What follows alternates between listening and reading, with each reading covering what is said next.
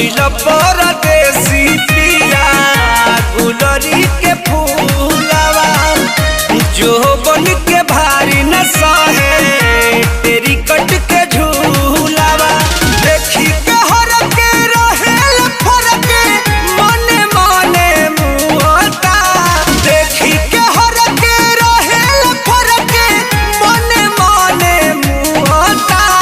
बे पिया जिया रोवत से जिया देवरबो नाही छुअता बे पिया जिया रोवत से जिया देवरबो नाही छुअता बे पिया जिया रोवत से जिया देवरबो नाही छुअता।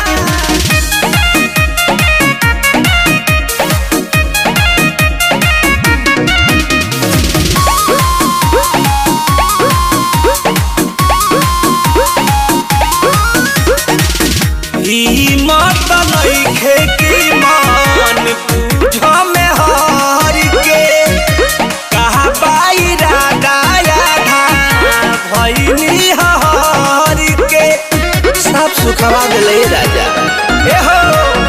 हिम्मत नइखे कि मन बुझ में हार के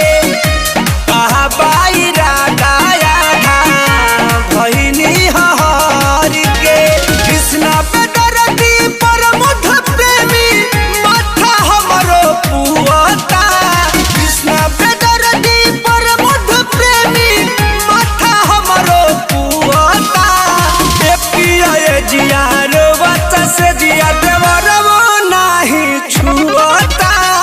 ए पिया जिया रोवत से जिया देवरबो नाही छुअता ए पिया जिया रोवत से जिया साफ रोवा दिले राजा।